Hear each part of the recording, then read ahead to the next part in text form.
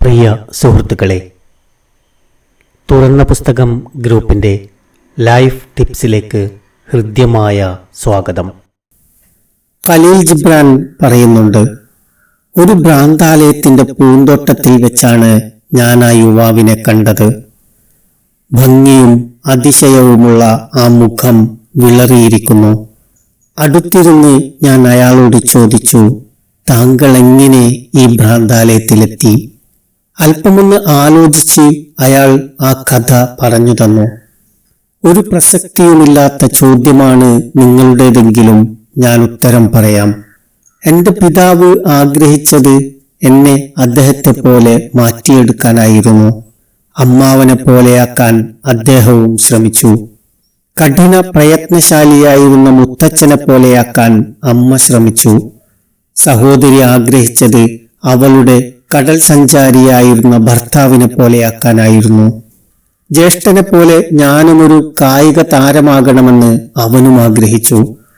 എന്റെ അധ്യാപകൻ ആഗ്രഹിച്ചത് ഞാനൊരു മഹാപണ്ഡിതനാകണമെന്നായിരുന്നു. സംഗീതാധ്യാപകൻ മറ്റൊന്ന് ആഗ്രഹിച്ചു. ഒടുവിൽ ഞാനിതാ ഇവിടെ എത്തി. ഇവിടെ ഒന്നുമില്ലെങ്കിലും എനിക്ക് ഞാനായി തന്നെ ജീവിക്കാമല്ലോ. നിങ്ങൾ കുട്ടികളെപ്പോലെ ആവുക, അവരെ നിങ്ങളെപ്പോലെ ആക്കരുത് എന്ന് ഉപദേശിച്ച ജിബ്രാന്റെ മറ്റൊരു മനോഹരമായൊരു സാമൂഹ്യ വിമർശനമാണിത്.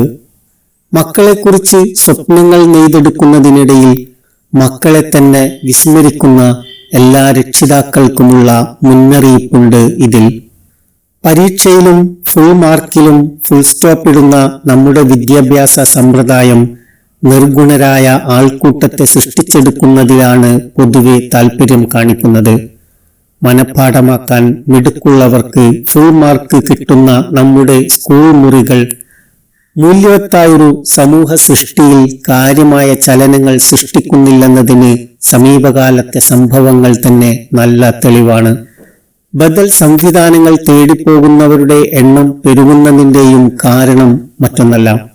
മുലപ്പാൽ പോലെ മൂല്യബോധവും മക്കൾക്ക് ചുരത്തിക്കൊടുക്കേണ്ടവളാണ് ഉമ്മ. സത്യവും നന്മയും മനുഷ്യപ്പറ്റും മക്കൾ പഠിക്കേണ്ടത് പാഠപുസ്തകത്തിലല്ല, ഉപ്പയിലും ഉമ്മയിലുമാണ്. പൂവിനെക്കുറിച്ചും പൂമ്പാറ്റയെക്കുറിച്ചും പറഞ്ഞുകൊടുക്കുന്ന പോലെ അവയുടെയെല്ലാം പിന്നിലുള്ള ദയാലുവായൊരു സ്നേഹനാഥനെക്കുറിച്ചും മക്കളോട് പറയണം. ഉള്ളിലലിഞ്ഞ സ്നേഹവും കരുണയുമുള്ളവർക്കെല്ലാം നല്ല ഗുരുനാഥന്മാരാകാം. ക്ലാസിനു പുറത്തെ ജീവിതത്തിലും ആ സ്നേഹഗുരു മക്കൾക്കൊപ്പം നിറയും. ദൈവചിന്തയേക്കാൾ മികച്ചൊരു പാഠപുസ്തകമില്ല, മനുഷ്യപ്പറ്റിനേക്കാൾ വലിയൊരു പാഠവുമില്ല. കടമ്മനിട്ടയുടെ വരികളുണ്ട്. മകനെ, നീ മാന്യനാകാതിന്ന് മനുഷ്യനായി തന്നെ മാറൂ.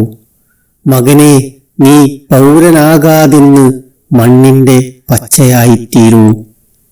എല്ലാവർക്കും നന്മകൾ നേരുന്നു. നന്ദി.